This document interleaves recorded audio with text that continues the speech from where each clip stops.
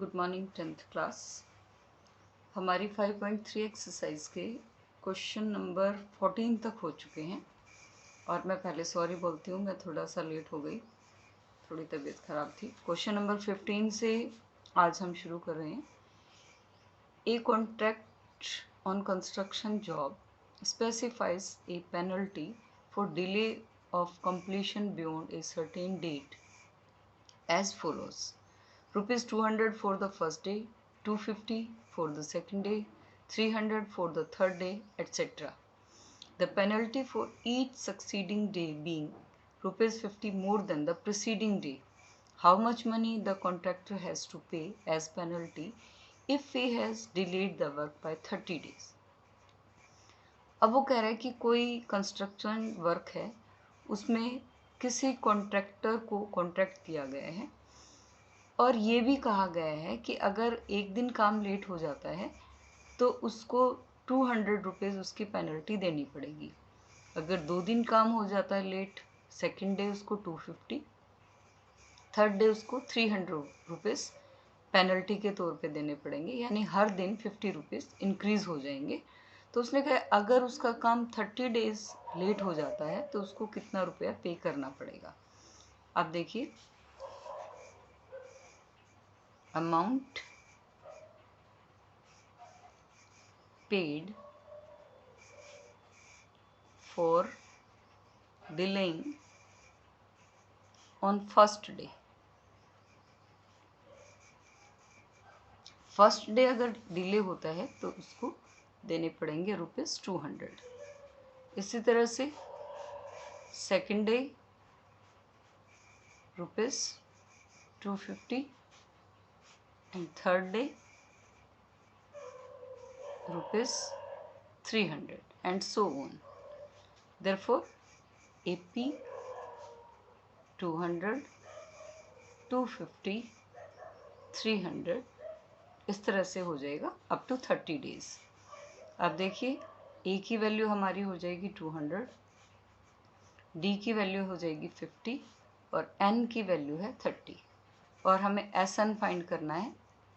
S N का formula आपको पता है, n/2 into 2a plus n-1 into D. हमें S30 फाइंड करना है क्योंकि, तो 30/2 2 इंटू 200 प्लस 30-1 इंटू 50। अभी 15 पे कैंसिल आउट हो जाएगा। 29 को 50 से मल्टीप्लाई कर देंगे,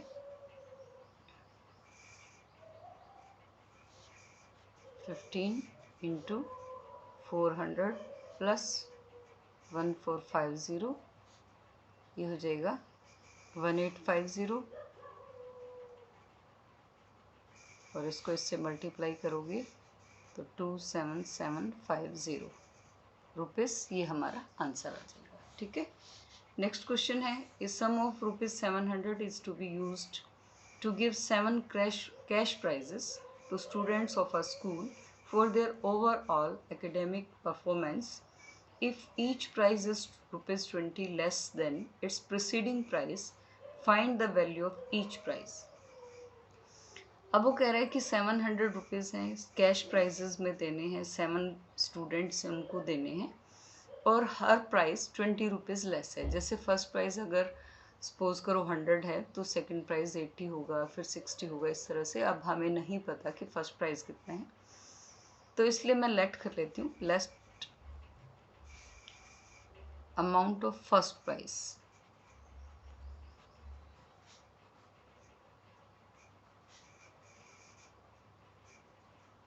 x, therefore amount of second prize x minus 20, इसी तरह से x minus 40, 60, इस तरह से हो जाएगा। देखिए, एक तो मेथड ये है कि मैं 7 टाइम्स इनको लिख के x minus 20, x minus 40, x minus 60, x minus 80, x minus 100 और x minus 120, इन सबको ऐड करके 700 के इक्वल रख दूँ, x की वैल्यू आ जाएगी, वो हमारा डायरेक्ट आंसर आ जाएगा।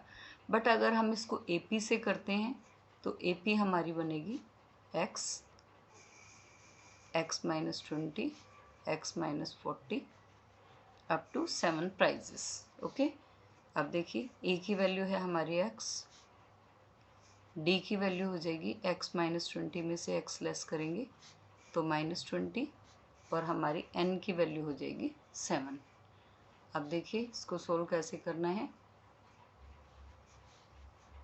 Sn यानी S7 n/2 into 2a plus n-1 into D, 7/2 2x 6, ये हो जाएगा 120, और यहाँ पर हमारे पास Sn भी गिवन है 700 रुपीज़, तो इसको यहाँ रख देंगे, ये इधर आके रेसिप्रोकल हो जाएगा।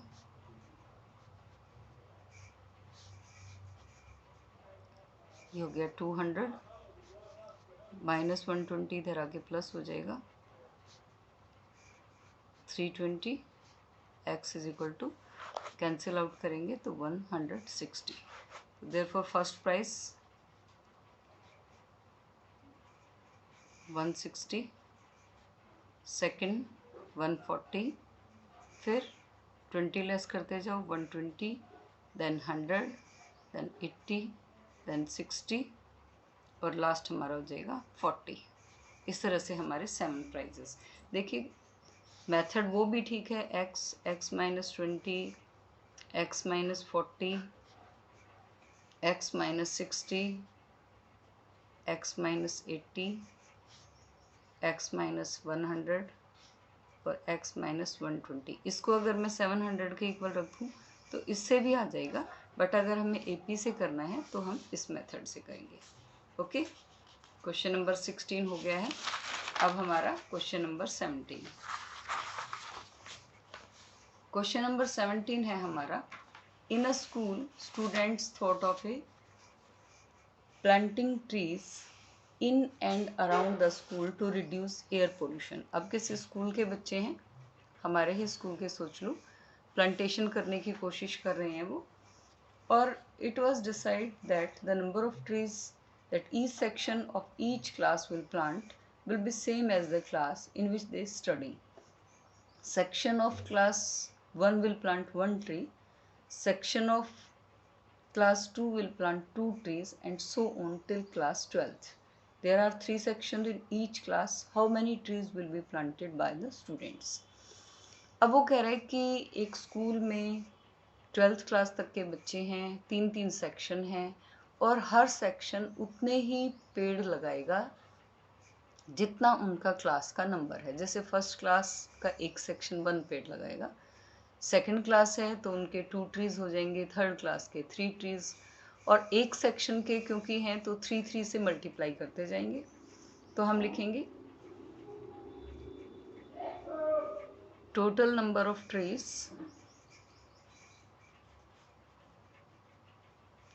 planted by first class. First class कितने पेड़ लगाएगी? एक 3 सेक्शन है, एक सेक्शन 1 पेड़ लगाया तो 1 × 3 3 ट्रीज। सेकंड क्लास लगाएगी 2 × 3 6। थर्ड क्लास लगाएगी 3 × 3 9। इस तरह से पेड़ लगाएंगे तो हमारी AP बन जाएगी 3 6 9 अप टू 12 क्लास हैं तो 36 तक हो जाएगा हमारा। अब देखिए A की वैल्यू है हमारी 3, D की वैल्यू है हमारी 3, और हमारे पास यहाँ AN भी है, L भी लिख सकते हो इसको, 36 हो जाएगा। अब हमें क्या करना है, SN फाइंड करना है। S हमारा 12 हो जाएगा, n/2 into 2a plus L, क्योंकि हमारे पास देखिए A की वैल्यू भी है और यहाँ L की वैल्यू भी है, तो इससे आ जाएगा 6 + 36, 6 × 42, 2 3 ज़ा 6, सॉरी 2 नहीं लगेगा इसमें, A + L होता है 39, 6 ज़ा 234. This is the answer. Okay, next question है, A spiral is made up of consecutive semicircles with centers alternately at A and B. A centre है हमारा, यहाँ से हमने सेमी सर्कल ड्रॉ करना है, रेडियस है हमारा 0.5, ये हो जाएगा. फिर B सेंटर से इतना रेडियस हो जाएगा 1 सेंटीमीटर, देन 1.5, देन 2 सेंटीमीटर. इस तरह से हमारा ये एक स्पाइरल है. What is the length, total length of such A spiral made. अब देखिए हमें टोटल लेंथ फाइंड करनी है. पहले मैं यहाँ से यहाँ तक की लेंथ फाइंड करूँगी. ये इसके लिए हमें सरकमफ्रेंस फाइंड करना पड़ेगा. हमारा रेडियस है 0.5, और अगर कंप्लीट सर्कल होता तो मैं फार्मूला लगाती 2πr. अब मेरे पास हाफ सर्कल है तो इसका फार्मूला मैं लगाऊंगी πr. फिर इस सर्कल के लिए πr, फिर इसके लिए भी πr, इसके लिए भी πr. ओके, अब देखिए हम फाइंड करेंगे यूजिंग फॉर्मूला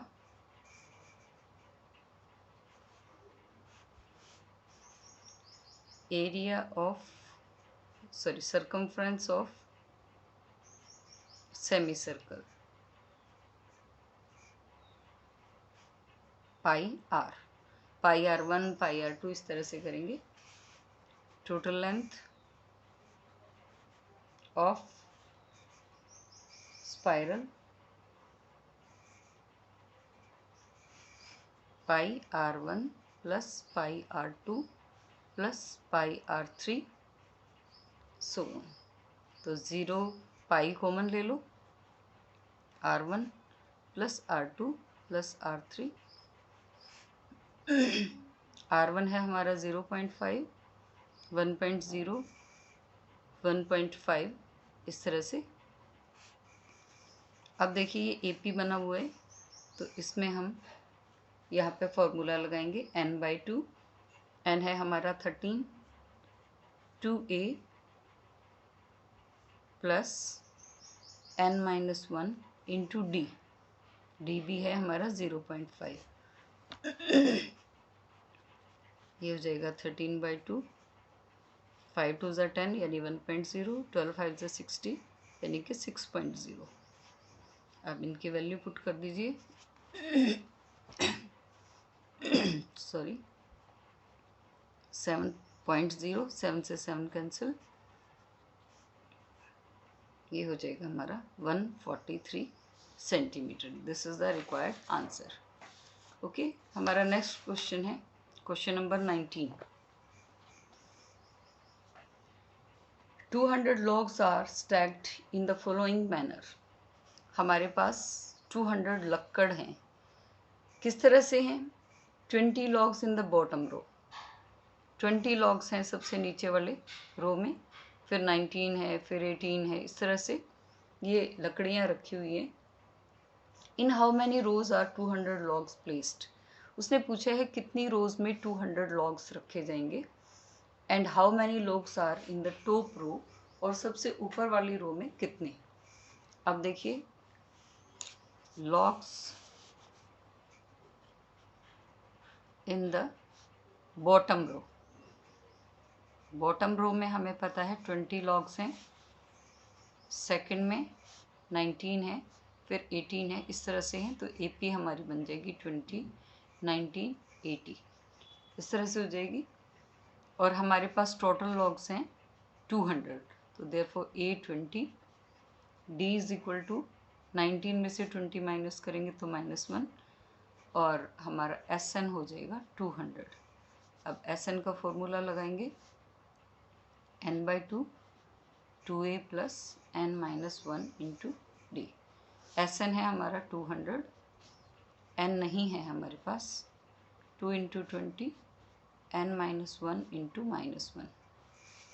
2 इधर आ जाएगा, 400, n 40 माइनस n प्लस 1, 40 और 1 41, 41 minus n into n is equal to 400. तो ये हो जाएगा 400 is equal to 41n minus n square. अब अगर मैं इसको इधर ले आऊँ तो ये हो जाएगा n square 41n plus 400 is equal to 0। अब देखिए क्वाड्रेटिक इक्वेशन है, इसको स्प्लिटिंग मेथड से इसके फैक्टर बना देंगे। n स्क्वायर, इसके फैक्टर बनेंगे हमारे 16n minus 25n plus 400 is equal to 0। दोनों में से n common, n minus 16 minus 25 common, n minus 16, n minus 16 and n minus 25। अगर मैं दोनों को 0 के इक्वल रख देती हूँ तो n इज इक्वल टू 16 और n इज इक्वल टू 25। अब जो n है 25 ये तो पॉसिबल नहीं है, क्योंकि हमारे पास सबसे नीचे वाली रो में 20 लॉग्स थे, फिर 19 थे, तो मैक्सिमम हमारे पास 20 लाइन बन सकती हैं, 25 तो बन नहीं सकती, तो 25 is not possible. Okay, therefore n is equal to 16। अब हमारा एक आंसर आ गया, नंबर ऑफ लॉग्स, सॉरी ये था in how many rows, number of rows, इतनी रोज आ जाएंगी। अब उसने पूछे how many logs are in the top row, उसके लिए मैं ए एन का फॉर्मूला लगाऊंगी, A plus N minus 1 into D. A की वैल्यू है हमारी, मुझे चाहिए ए 16, ए की वैल्यू थी हमारी 20, एन है 16 और डी की वैल्यू है हमारी -1, ये हो जाएगा 5। तो टॉप रो में हमारे 5 लॉग्स इन टॉप रो। ठीक है, ये दो आंसर आ जाएंगे, एक तो 16 नंबर ऑफ रोज, ये 16 हो जाएगा, और दूसरा 5 लॉग्स इन टॉप रो। अब हमारा लास्ट क्वेश्चन है 20th question. In a potato race a bucket is placed at the starting point. एक पोटैटो रेस है, यहाँ पर जो स्टार्टिंग पॉइंट है यहाँ पर एक बाल्टी रखी हुई है,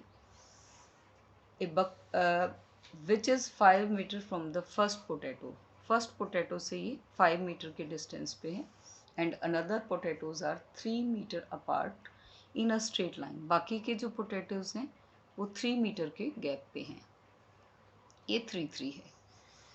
there are 10 potatoes in a line.